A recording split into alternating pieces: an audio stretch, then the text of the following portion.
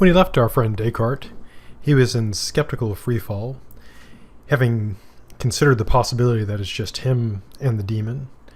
After Descartes, other philosophers, and of course including Descartes himself, have attempted to respond to the skeptic. Epistemic theories are typically constructed to do this, and what is commonly done is to present an account of justification and belief that allows for knowledge to be possible. Now, there are other approaches as well. Some philosophers have abandoned the approach of justification, but that's kind of the main thing, is trying to save justification. Now, kind of the stock regress on justification is this, and we've seen variations of this with the earlier skeptics. Here it goes.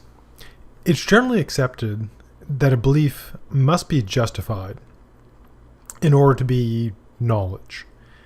And beliefs are typically taken to be justified by other beliefs. And this leads to the regress we've seen many times.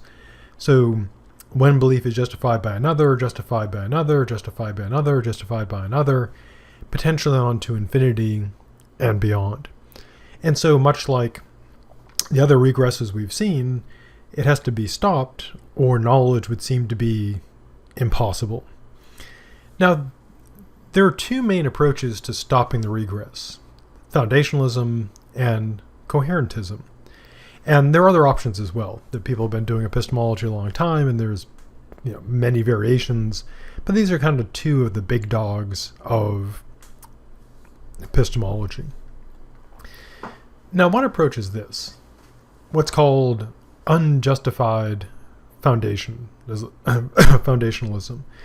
The idea is this: belief A is inferred from B, which is unjustified, and that's it. To quote Wittgenstein, also a dead philosopher, but before he's dead obviously, he said, "At the foundation of a well-founded belief lies belief that is not founded."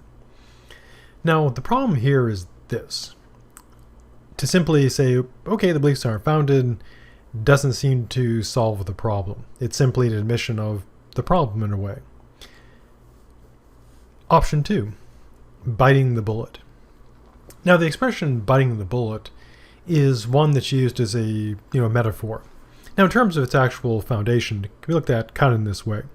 If someone is wounded on the battlefield and there's no medicine, no painkillers available, or they on battles where they hadn't been invented yet, but they had guns, what a common practice supposedly was to give the person a bullet to bite on. And this serves a couple functions. One is, as we now know, is the brain has a limited capacity to, focus on things. So if a person is thinking about biting on the bullet, that uses up resources and takes them away from pain. This is why today they found that listening to music and playing video games actually reduces people's experience of pain. Not because it stops the pain, but because it uses up the brain resources. The other important thing about biting the bullet was, of course, when a person is biting the bullet, they have a hard time screaming, and screaming tends to demoralize other people. Now, the metaphor is this. The idea when you bite the bullet, philosophically speaking, is you simply just tough out something that is bad. You just accept it and endure the suffering. So in this case, biting the bullet would be this. It would be to accept there's an infinite regress chain. So metaphorically speaking, the person would be biting the bullet, and saying, yes, A is justified by B, which is based on C, and so on to infinity and beyond. We're just biting that bullet. But the obvious problem is this. It seems really unlikely that any of us finite beings have an infinite set of beliefs. Now, even if we did somehow assume that people could have an infinite set of beliefs, it would seem to not solve the problem, because there would still be the infinite regress. And saying, I got infinite beliefs, assuming that's possible, it still wouldn't fix the problem. So option 1 is basically saying, yeah, okay, just accept the problem. Option 2 is biting the bullet, which doesn't seem to work. Third option is this, what's called coherentism. And the reason for the web there is the idea they often refer to the web of belief. That one belief is justified by another, which is justified by another, justified by another, which goes back to another belief. So they're all kind of webbed together. True, the metaphor does break down because spider webs are anchored, but in terms of kind of the picture, imagine, if you will, a spider web just floating unanchored, perhaps in space. Now, the problem with this is that it does seem to beg the question, because in a way, by definition, it seems to be circular reasoning. For example, suppose someone is, they say that they believe the claims in the Bible are true, so they know this stuff. And then they're asked, but how do you know it's true? And they say, because it is inspired by God. And they're asked, why do you believe in God? And they say, I believe in God because the Bible says God exists.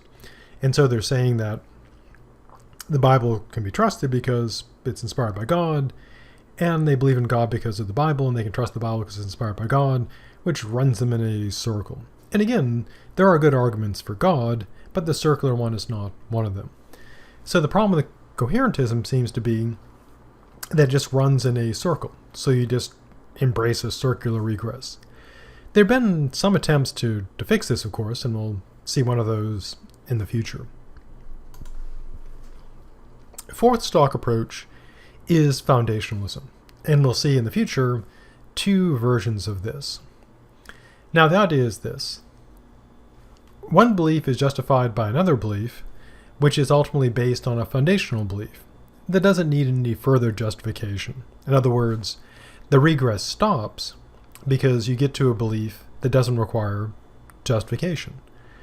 So the idea is that every chain of reasoning, every chain of inference ends in a justified belief.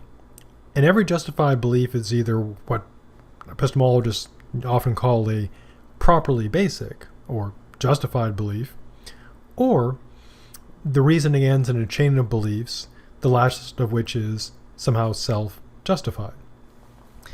Now, in the face of this, it does seem to stop the regress without begging the question by having special status beliefs that are somehow self-justified or just justified.